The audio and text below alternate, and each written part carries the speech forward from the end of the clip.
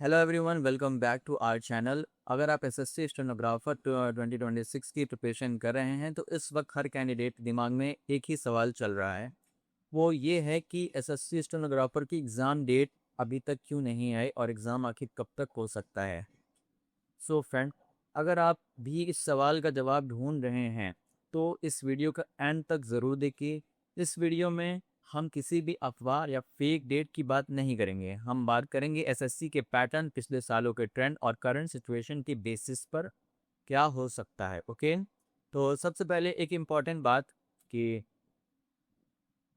अभी तक एसएससी की तरफ से स्टेनोग्राफर 2026 की ऑफिशियल एग्ज़ाम डेट रिलीज़ नहीं हुई है।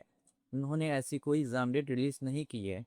सो इसलिए अगर कोई यूट्यूब या टेलीग्राम या फिर कोई भी चैनल एग्जैक्ट एग्ज़ाम डेट बता रहा है तो उस पर बिना ऑफिशियल नोटिस के भरोसा मत कीजिए।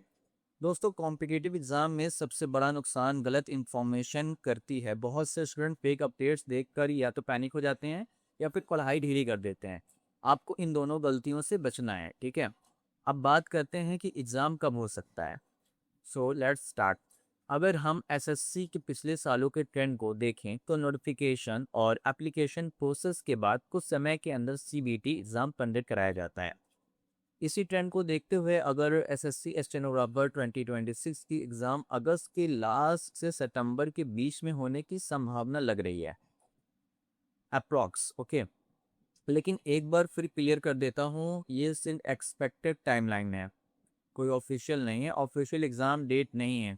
ऑफिशियल डेट वही होगी जो एसएससी के नोटिस के थ्रू अनाउंस करेगा। ओके, अब सवाल ये है कि जब तक एग्ज़ाम डेट नहीं आती तब तक आपको करना क्या चाहिए, तो वो मैं आपको बताऊंगा। मेरी सलाह है कि एग्ज़ाम डेट का वेट बिल्कुल मत कीजिए। जो स्टूडेंट डेट का वेट करते रहते हैं उनकी प्रिपरेशन अक्सर पीछे रह जाती है, लेकिन जो स्टूडेंट रोज़ थोड़ा थोड़ा पढ़ते रहते हैं वही सिलेक्शन से सबसे करीब पहुंचते हैं। ये बात एकदम सच है।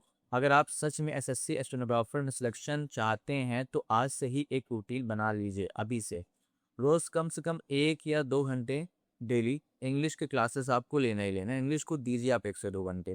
रीजनिंग की क्वेश्चन डेली प्रैक्टिस करिए, पीवाईक्यू सॉल्व करिए। ठीक है, कंसेप्ट उसमें कम है लेकिन पीवाईक्यू करिए। जीएस की करंट अफेयर और स्टैटिक जी की रिवाइज कीजिए। और सबसे इम्पॉर्टेंट, शॉर्ट हैंड और टाइपिंग को कभी स्किप मत कीजिए। बहुत से कैंडिडेट रिटर्न एग्जाम निकाल लेते हैं लेकिन स्किल टेस्ट के प्रैक्टिस में ना होने की वजह से उसको पीछे रह जाते हैं, उस स्किल टेस्ट में वो छड़ जाते हैं। आपको वो गलती नहीं करनी, आपको दोनों चीज़ साथ में लेके चलनी है। एक और ज़रूरी बात, अपनी तैयारी की तुलना दूसरों से मत कीजिए। सोशल मीडिया पर बहुत लोग बोलेंगे कि उनका सिलेबस कंप्लीट हो गया है, किसी के 10 मॉक हो गए हैं, किसी के 20 हो गए हैं। आप सिर्फ अपने प्रोग्रेस पर फोकस करिए। हर दिन अगर आप कल से थोड़ा बेहतर कर रहे हैं तो आप सही डायरेक्शन में हैं। ओके, और हाँ, जब भी एसएससी की तरफ से कोई भी ऑफिशियल नोटिस या एग्ज़ाम डेट आएगी उनकी सबसे फास्ट और बिल्कुल सही अपडेट आपको इसी चैनल पर मिलेगी। इसलिए इस चैनल को सब्सक्राइब करके बेल आइकन ज़रूर दबा दीजिए ताकि कोई भी इंपॉर्टेंट अपडेट मिस ना हो। एंड अगर आप चाहते हैं कि मैं एसएससी स्टेनोग्राफर के लिए English, reasoning, general awareness, GS, short hand और टाइपिंग की फ्री स्ट्रेटजी वीडियो भी लेकर आऊँ तो कमेंट में ज़रूर बताइए।